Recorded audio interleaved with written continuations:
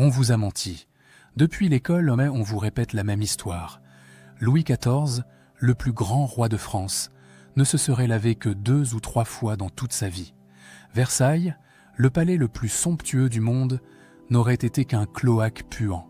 Et le roi Soleil lui-même aurait dégagé une odeur si insupportable que ses courtisans se parfumaient pour ne pas vomir en sa présence. C'est ce qu'on vous a appris. C'est ce que tout le monde croit. Et c'est faux. Parce que dans les archives oubliées de Versailles, il existe un document secret, plus de 1000 pages, rédigé pendant 54 ans par les médecins personnels du roi, un journal intime de son corps, de ses rituels, de ses obsessions, et ce qu'il révèle contredit tout ce que vous pensiez savoir.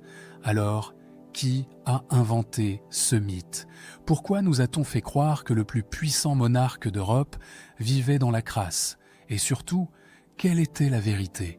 Avant de plonger dans cette histoire, dites-moi en commentaire depuis quel pays vous regardez cette vidéo.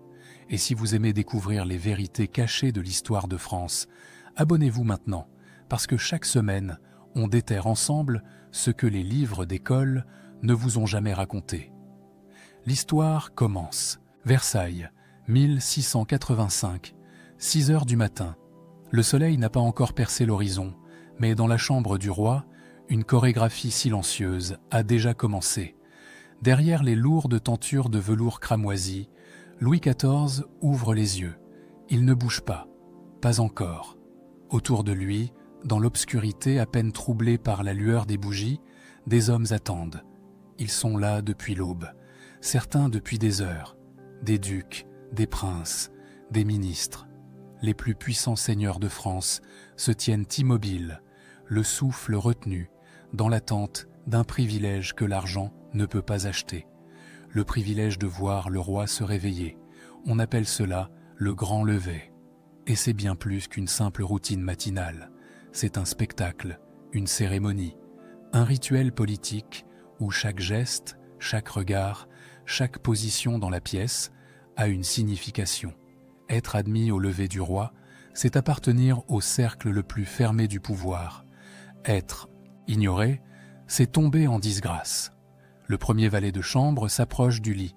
Il prononce les mots rituels. « Sire, voilà l'heure. » Et la journée du monarque le plus puissant d'Europe commence. Ce qui va suivre dure près de 2 heures. 2 heures d'une mise en scène réglée comme une horloge, où le corps du roi devient le centre de l'univers. Les courtisans entrent par vagues successives, selon un ordre de préséance immuable. D'abord les princes du sang, puis les grands officiers de la couronne, ensuite les titulaires des grandes saccageantes charges, et ainsi de suite, jusqu'aux simples gentilshommes qui n'auront droit qu'à quelques minutes en fin de cérémonie. Mais ce que les manuels d'histoire ne racontent jamais, c'est ce qui se passe réellement pendant ces 2 heures. Car le grand lever n'est pas seulement une démonstration de pouvoir, c'est aussi un rituel d'hygiène minutieusement codifié. Pendant que les courtisans s'inclinent et murmurent des flatteries, le roi se fait nettoyer. Des valets lui frottent le visage avec des linges imbibés d'eau de rose, d'autres lui présentent des bassins d'argent pour qu'il se rince les mains. On lui brosse les cheveux, on lui lime les ongles, on lui frotte le corps avec des serviettes parfumées. Et surtout, on lui change sa chemise. Cette chemise blanche, immaculée, en lin d'une finesse extraordinaire. Cette chemise que Louis XIV ne porte jamais plus de quelques heures. Cette chemise dont il possède des centaines d'exemplaires et qu'il change 2 fois, parfois 3 fois par jour. Voilà ce que personne ne vous a jamais dit. Le roi Soleil n'était pas un homme négligent. Il n'était pas un souverain indifférent à son apparence ou à son odeur. Bien au contraire, Louis XIV était obsédé par la propreté, obsédé par l'ordre, obsédé par le contrôle de son image, jusque dans les moindres détails de son corps. Mais alors, d'où vient cette légende tenace qui en fait un roi crasseux, un monarque qui aurait passé sa vie sans jamais toucher l'eau? Vous connaissez l'histoire, on vous l'a racontée à l'école, dans les livres, dans les documentaires. Louis XIV ne se serait baigné que 2 ou 3 fois dans toute son existence. Versailles aurait été un palais magnifique, mais infesté de puanteurs. Les courtisans auraient qu'en fait leurs besoins, dans les couloirs, faute de toilettes suffisantes. Et le roi lui-même, malgré ses perruques poudrées et ses habits brodés d'or, aurait dégagé une odeur à faire fuir. C'est une image puissante, presque jubilatoire. L'idée que le plus grand roi de France, dans toute sa gloire, vivait en réalité comme un paysan mal lavé. Il y a quelque chose de satisfaisant à imaginer que sous les dorures et les diamants, le roi Soleil n'était qu'un homme sale. Mais c'est une déformation grossière de la réalité. Pour comprendre l'hygiène de Louis XIV, il faut d'abord comprendre une chose essentielle.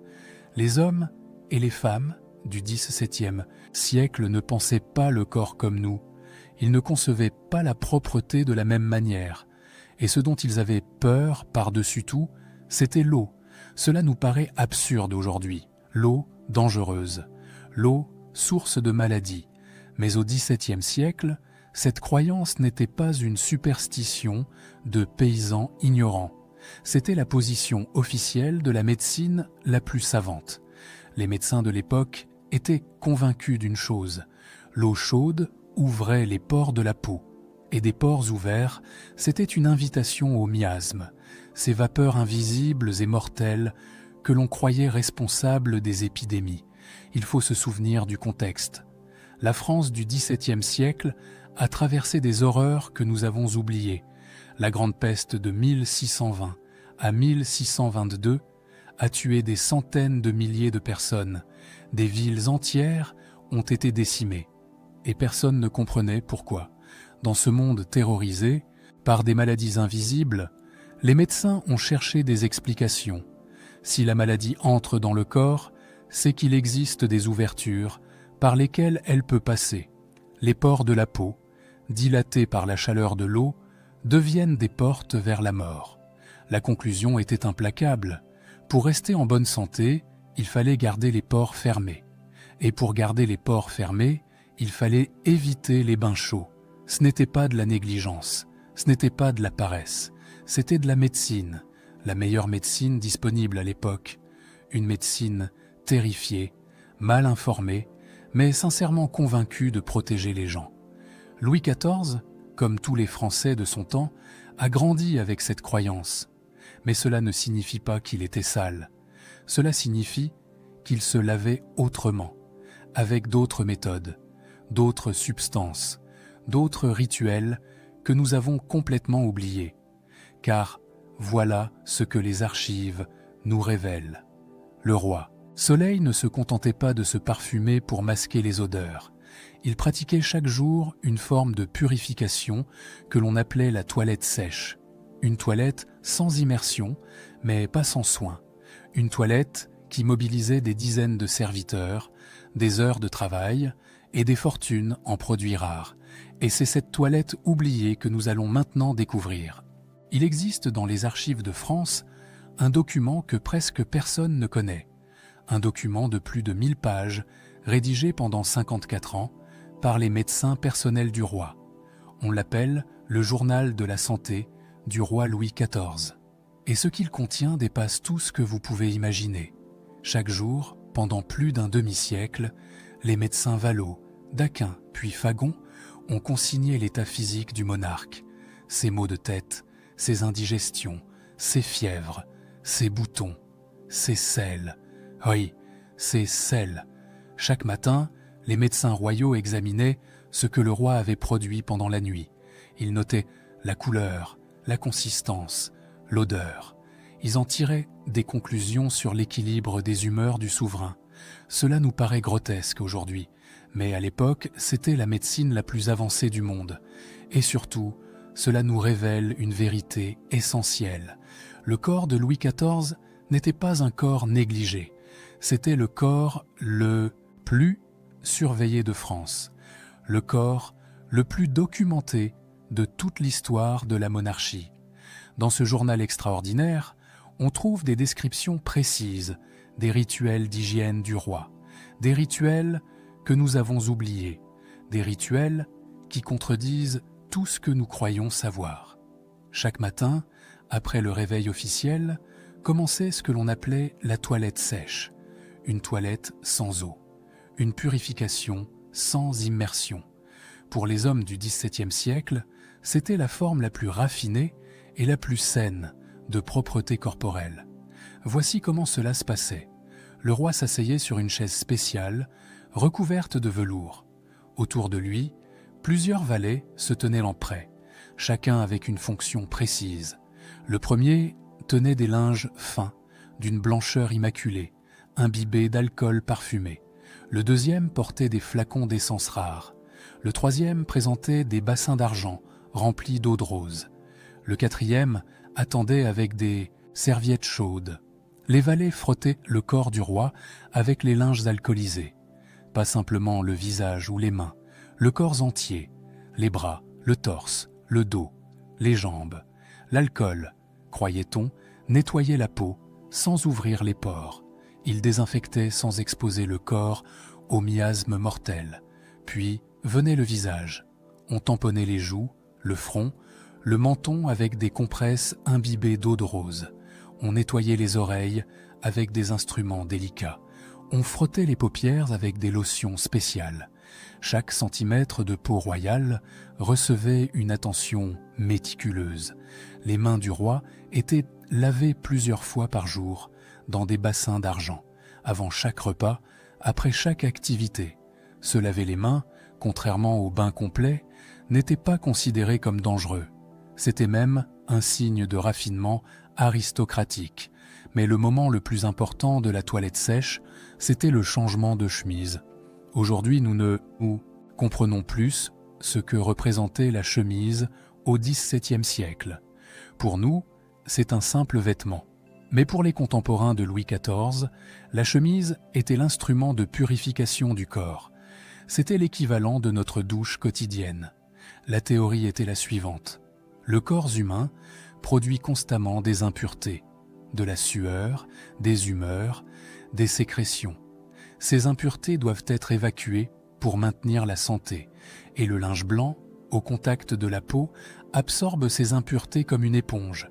Il aspire les toxines, il purifie le corps par simple contact. Changer de chemise, c'était donc se purifier, c'était retirer une couche de saleté, c'était renaître propre et frais. Et Louis XIV changeait de chemise plus souvent que n'importe quel homme en Europe. Les archives de la Maison du Roi nous donnent des chiffres stupéfiants.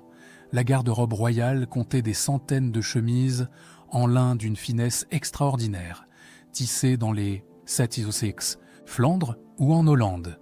Des chemises si délicates que leur blanchissage nécessitait des techniques si spéciales. Le roi changeait de chemise au lever. Il en changeait après les exercices physiques. Il en changeait avant les cérémonies importantes, 2 fois par jour au minimum, 3 fois les jours ordinaires, parfois davantage en été. Chaque changement était lui-même un rituel politique. Présenter la chemise au roi était un honneur suprême réservé aux plus grands princes du royaume. Les courtisans se battaient pour ce privilège. Des intrigues se nouaient pour obtenir le droit de tendre ce simple morceau de lin au monarque. Le blanchissage du linge royal employait des dizaines de personnes. Il existait une hiérarchie complexe de lingères, de blanchisseuses, de repasseuses. Le linge du roi ne devait jamais être mélangé avec celui des autres membres de la cour. Il était lavé séparément, séché sur des étendoirs réservés, repassé avec des fers spéciaux, parfumé avec des sachets d'herbe.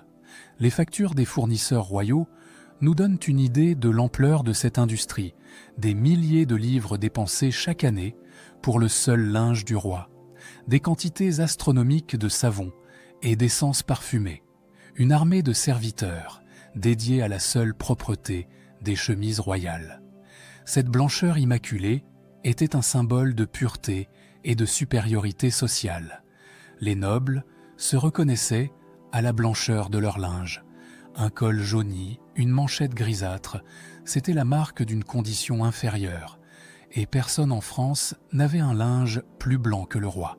Voilà la réalité que nous avons oubliée. Louis XIV n'ignorait pas la propreté. Il la concevait autrement. Il la pratiquait avec d'autres méthodes. Il y consacrait un temps et une énergie considérables. Il ne se plongeait pas dans une baignoire, mais il se faisait frotter le corps chaque matin avec des essences parfumées. Il ne prenait pas de douche, mais il changeait de chemise plusieurs fois par jour. Il n'utilisait pas notre savon, mais il se faisait nettoyer avec de l'alcool et de l'eau de rose. Était-il propre selon nos critères modernes? Probablement pas entièrement. Mais était-il sale selon les critères de son époque? Absolument pas. Il était même l'un des hommes les plus soignés de France. Et ce n'était pas tout, car Louis XIV avait découvert une autre arme pour affirmer sa puissance. Une arme qui allait faire de la France la capitale mondiale du raffinement. Une arme qui ne servait pas seulement à masquer les odeurs, mais à dominer les esprits. Cette arme, c'était le parfum. Et le roi allait en faire un instrument de pouvoir comme personne avant lui. Dans les couloirs de Versailles, une odeur flottait en permanence. Une odeur complexe, entêtante, reconnaissable entre toutes. Un mélange de fleurs d'oranger, de jasmin, de musc et d'ambre gris. C'était l'odeur du roi. Et cette odeur, personne en France n'avait le droit de la porter.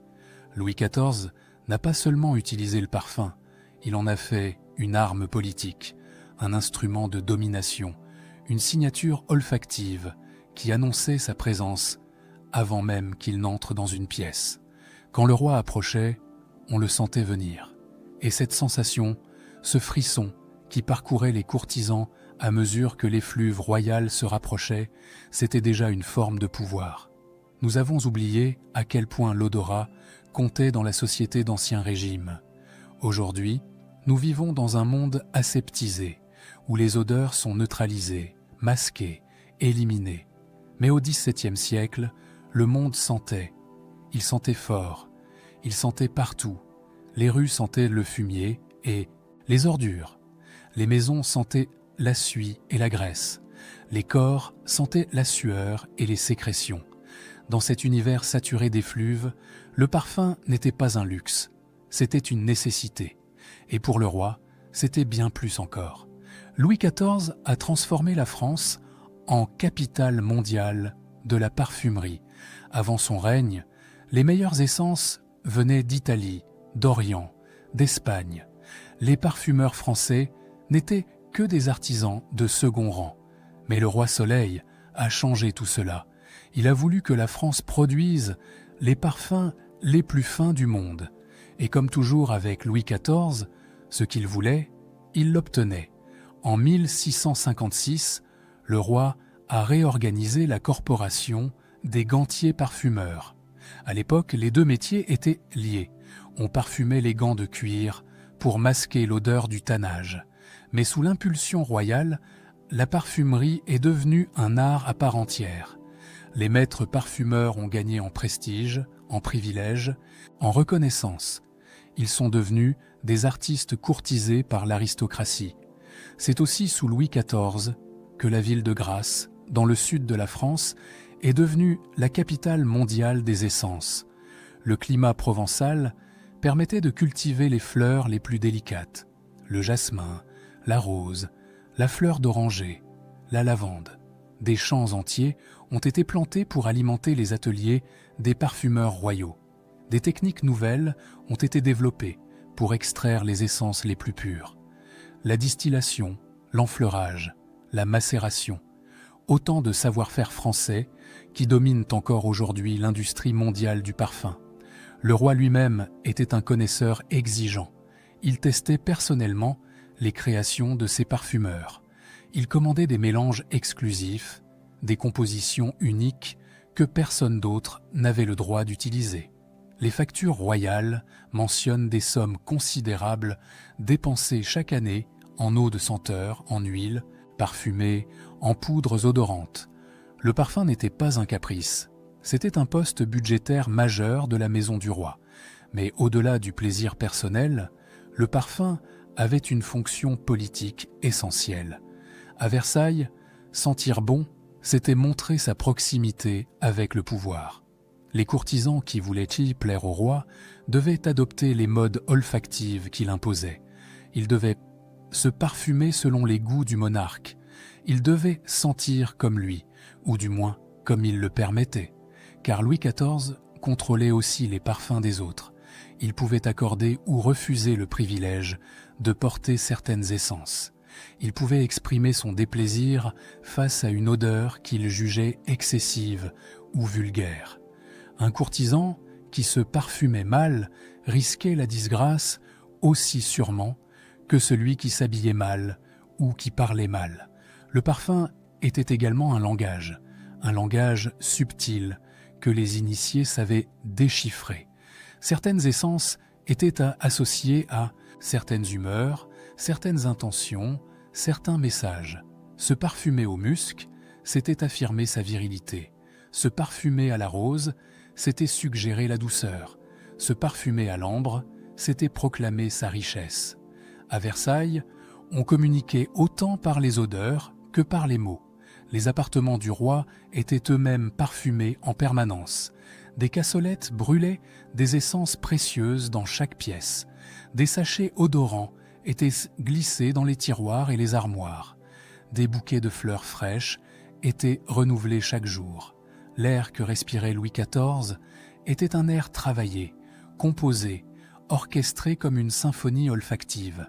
Mais voici une révélation que peu de gens connaissent. Vers la fin de son règne, le roi a développé une intolérance aux parfums forts. Ses migraines chroniques, ses maux de tête de plus en plus fréquents, l'ont rendu hypersensible aux odeurs puissantes. L'homme qui avait fait du parfum un instrument de pouvoir ne supportait plus les effluves qu'il avait lui-même imposés. C'est Madame de Maintenon, son épouse secrète, qui a dû gérer cette situation délicate. Elle a fait passer le mot dans toute la cour. Les parfums trop forts étaient désormais interdits en présence du roi. Les courtisans ont dû abandonner leurs essences favorites, adopter des fragrances plus légères, plus discrètes. Un édit silencieux, jamais proclamé officiellement, mais scrupuleusement respecté. Il y a quelque chose de poignant dans cette image. Le roi Soleil, vieillissant, affaibli par les années et les maladies, incapable de supporter les parfums qui avaient fait sa gloire. L'homme qui avait voulu contrôler jusqu'aux odeurs de son royaume, vaincu par sa propre sensibilité.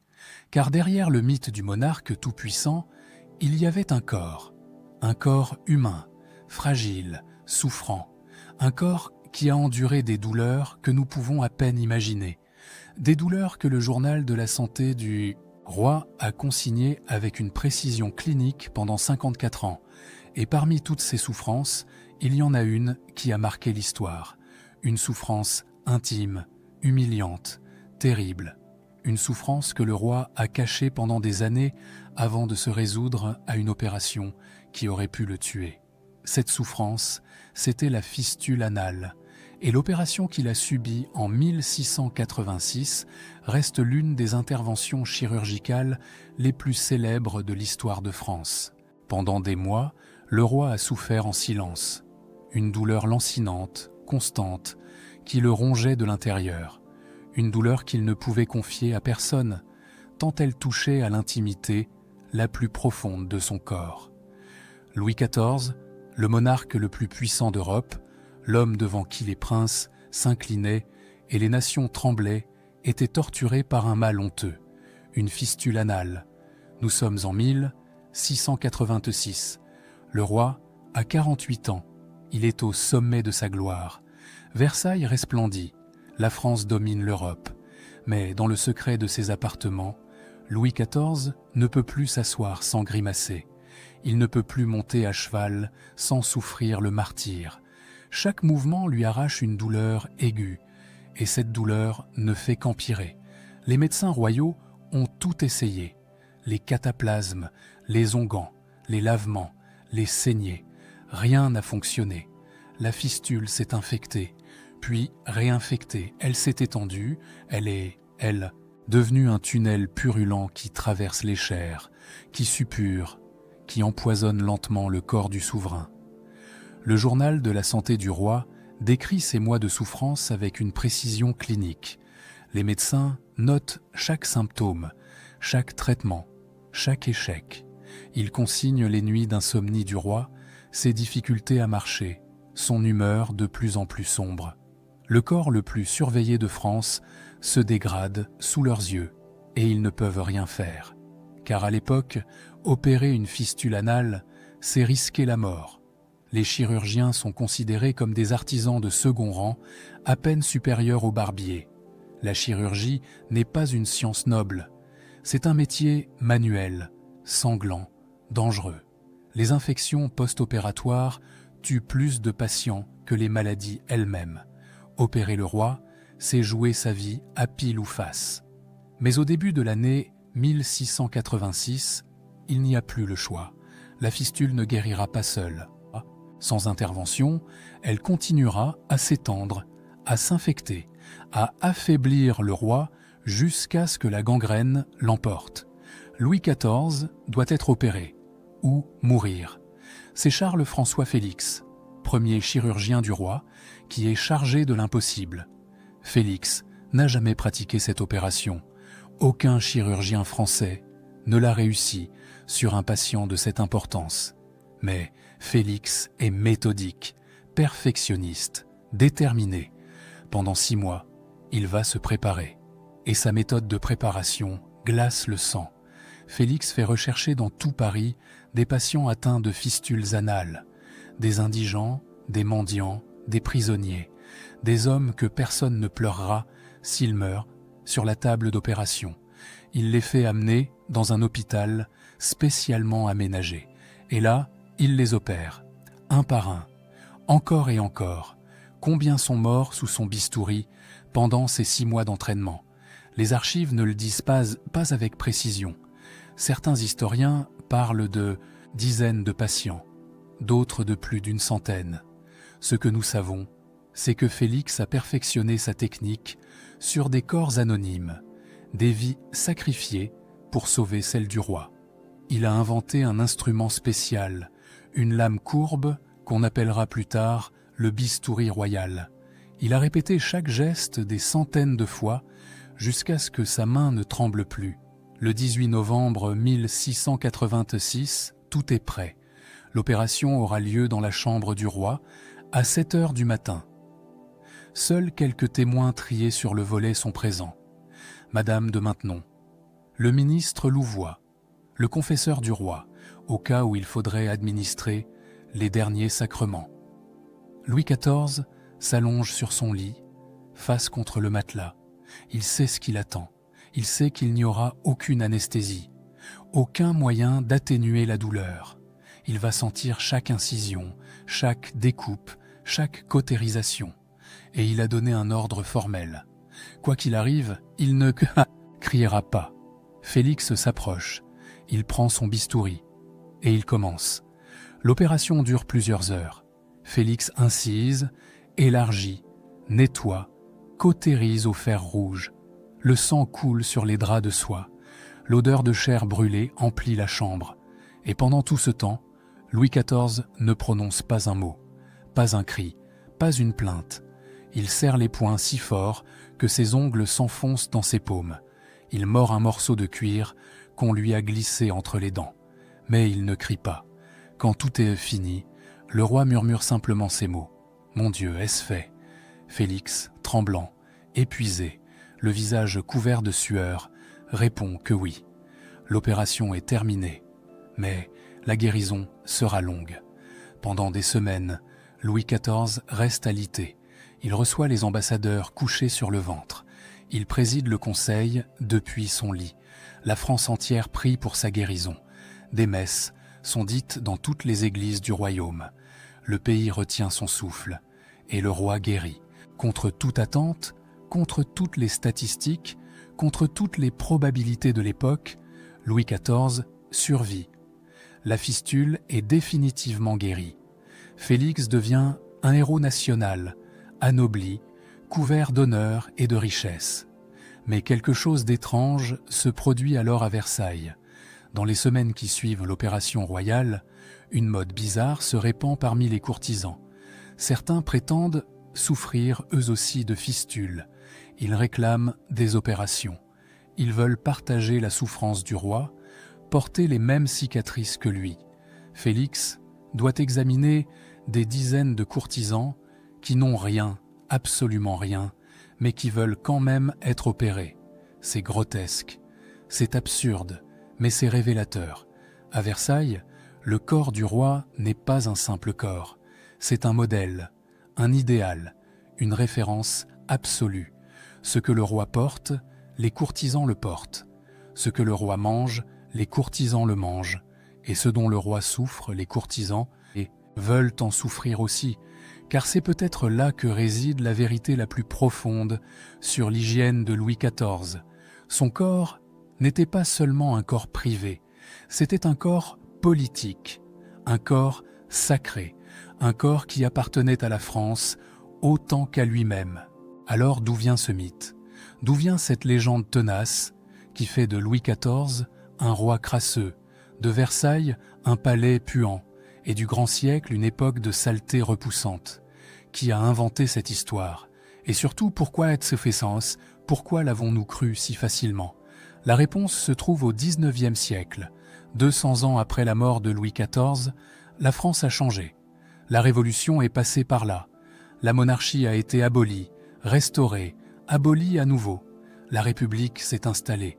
Et les nouveaux maîtres du pays ont eu besoin de discréditer l'ancien régime pour légitimer leur pouvoir. Les historiens républicains du XIXe siècle ont peint un portrait terrible de la monarchie. Versailles est devenu le symbole de tous les excès, de toutes les corruptions, de toutes les décadences. Les rois de France ont été présentés comme des tyrans incompétents, des despotes cruels, des êtres dégénérés. Et leur hygiène déplorable est devenue la preuve de leur infériorité morale. C'était un argument politique puissant. Si les rois vivaient dans la crasse, c'est qu'ils n'étaient pas meilleurs que les animaux. S'ils ne se lavaient pas, c'est qu'ils étaient des barbares malgré leur dorure. La saleté de l'ancien régime justifiait la Révolution. Elle prouvait que le progrès avait un sens, que la République était supérieure à la monarchie, que le présent valait mieux que le passé. Les hygiénistes victoriens ont renforcé ce discours. Au XIXe siècle, l'Europe découvre les microbes, les bactéries, les vrais mécanismes de la contagion. On construit des égouts, on installe l'eau courante, on invente la salle de bain moderne. Et depuis cette position de supériorité technique, on regarde le passé avec un mélange de dégoût et de condescendance. Quelle ironie! Ces hommes du XIXe siècle qui moquaient l'hygiène de Louis XIV vivaient dans des villes où le choléra faisait des ravages. Paris n'a eu un système d'égout moderne qu'à la fin du siècle. L'eau courante restait un luxe pour les riches. Les ouvriers s'entassaient dans des taudis insalubres où les maladies proliféraient, mais ils se sentaient supérieurs aux hommes du grand siècle parce qu'ils avaient des baignoires. Le mythe de Louis XIV, jamais lavé, dit moins de choses sur le XVIIe siècle que sur les époques qui ont suivi. C'est un miroir de nos propres préjugés, de notre besoin de nous sentir supérieurs au passé, de notre conviction que l'histoire est un progrès linéaire, que chaque génération vaut mieux que la précédente, que nous sommes plus intelligents, plus propres, plus civilisés que nos ancêtres. Mais l'histoire n'est pas un progrès linéaire. Elle est faite de ruptures, de recul, de transformation. Ce que nous appelons propreté aujourd'hui sera peut-être considéré comme primitif dans 2 siècles. Nos descendants riront peut-être de nos douches quotidiennes, de nos déodorants chimiques, de notre obsession pour les antibactériens. Ils auront peut-être raison, ou peut-être tort, mais ils n'auront pas le droit de nous juger avec leurs critères, pas plus que nous n'avons le droit de juger Louis XIV avec les nôtres. Car voilà ce que cette histoire nous enseigne vraiment. Les vérités historiques que nous tenons pour acquises sont souvent des constructions. Ce que nous croyons savoir sur le passé est filtré par des siècles de réinterprétation, de propagande, de simplification. Le Louis XIV des manuels scolaires n'est pas le Louis XIV des archives. Le Versailles de notre imagination n'est pas le Versailles des témoins de l'époque. Et il y a une autre leçon, plus profonde encore. Le corps de Louis XIV n'était pas un corps ordinaire. Dans la France d'Ancien Régime, le roi avait ce qu'on appelait deux corps. Un corps mortel, fait de chair et de sang, soumis à la maladie et à la mort. Et un corps politique, immortel, qui incarnait la nation tout entière. Soigner le premier, c'était protéger le second. Maintenir le corps du roi en bonne santé, c'était maintenir la France en bonne santé. Chaque maladie royale était une affaire d'État. Chaque guérison était une victoire nationale. Quand Louis XIV a survécu à son opération de la fistule, ce n'est pas seulement un homme qui a guéri, c'est le royaume tout entier qui a été sauvé. Cette conception nous est devenue étrangère. Nous vivons dans un monde où le corps des dirigeants est un corps privé, protégé par le secret médical, séparé de leurs fonctions publiques. Mais pour les hommes du XVIIe siècle, cette séparation n'existait pas. Le roi était la France. Son corps était le corps de la nation. Sa propreté était une obligation sacrée. Louis XIV ne prenait pas soin de lui par vanité. Il le faisait parce que son corps appartenait à son peuple, parce que chaque tache sur sa chemise était une tache sur l'honneur de la France, parce que chaque odeur désagréable était un affront à la majesté royale. Le soin qu'il apportait à son hygiène n'était pas un caprice personnel, c'était un devoir politique. Voilà la vérité que nous avons oubliée. Louis XIV n'était ni le dieu solaire de la propagande, ni le monarque crasseux de la caricature. Il était un homme de son temps, avec ses croyances, ses pratiques, ses limites. Un homme qui prenait soin de son corps selon les connaissances de son époque. Un homme qui a souffert dans sa chair, qui a vieilli, qui a affronté la maladie et la mort avec le courage d'un soldat.